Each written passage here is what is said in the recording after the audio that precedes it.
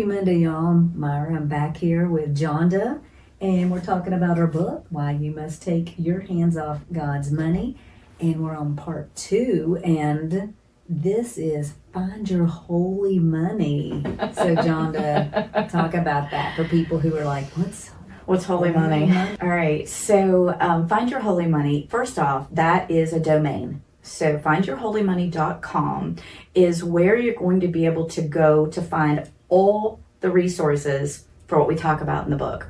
There's going to be worksheets. There's actually exercises in here. There's homework, for lack of a better word. And you know what they say? You get out of something what you put into it. So if you go through these next chapters that we're going to talk about and you actually do these exercises, I promise you it's going to help you financially. And so Find Your Holy Money. First off, I share this in chapter 4, Holy Money. What is holy money? I was sitting in church and the pastor was talking about holy money.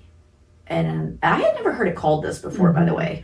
And I've been in church all my life. You know that, right? We grew up in church together. So he asked a question, and Myra, it shook me to my core. And he said, are you stealing God's holy money?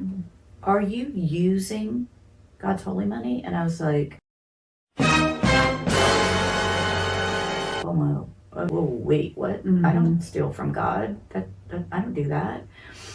And whether you believe that's a correct way to phrase that, that's not up for discussion, but it was very impactful in my life. And it literally was a turning point for me because I was immediately, what's the word I'm looking for? Absolutely. Yeah. Conviction just poured over me. I had just gotten a very large commission check the Friday before. And it was sitting in my bank account, and I was like, I've got to get this money out of my bank account. This is not mine.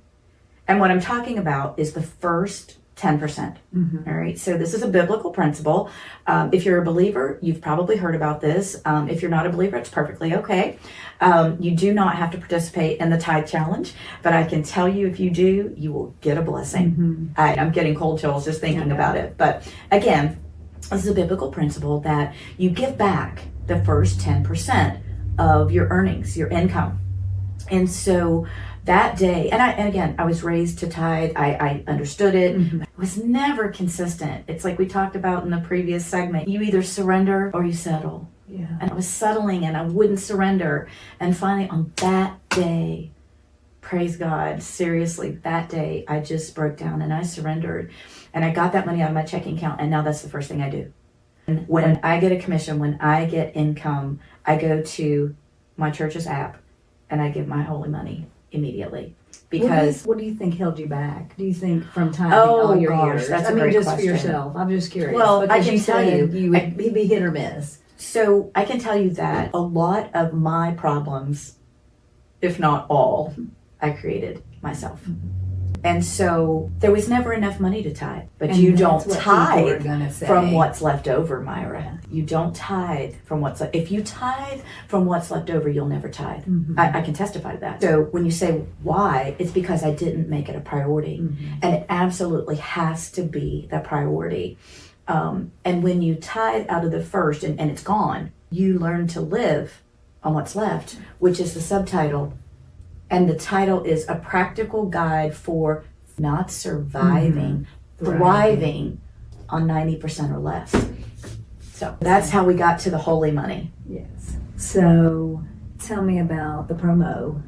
So before we get into the promo, let me just quickly mention, and because I don't think we've talked about it, this is so exciting, a faith-based, AI-driven personal finance app that's being launched in conjunction with this book. And you might think, why in the world? Well, there's a very good reason, because the app is going to be a wonderful tool to help you financially. And when you sign up, and I think this is really cool, when you sign up, a username and password after you've downloaded the app, there is a free 7-day free trial, so you don't have to subscribe right away if you don't want to, but you're going to get a pop-up and it's going to say, do you want to take the tithe challenge? Yes or no? So for those of you who want to give it a shot, click yes. What will happen is if you make, for example, $1,000 a week. That's quite big. When you go into the budget section of the app, you're going to build a budget based upon $900. because the app will take $100, 10%. It will stick it in the savings account, and it will be up to you to give it to your church or synagogue or some charity. You physically will have to do that, but it will carve it out for you, and you'll build your budget on the 90%. If you don't want to take the tithe challenge, it's perfectly fine. Just say no. And your $1,000 will all go into your budget, and it will build your budget on $1,000. So it's basically doing it all for you. It's helping you to be able to manage, to see where your money's going, because we're going to be talking about that in a little bit. So the app's going to be great. You're going to want to download that, do the 7-day trial. Again, that's coming out in January as well. And you mentioned the... Hey guys, don't forget to pre-order your copy of Why You Must Take Your Hands Off God's Money. By placing an order today, you are going to receive the bonus chapter immediately as a digital download straight into your email. This chapter is a valuable resource, and you're going to want to get your hands on it sooner than later so that you can get busy laying the groundwork for a successful 2025.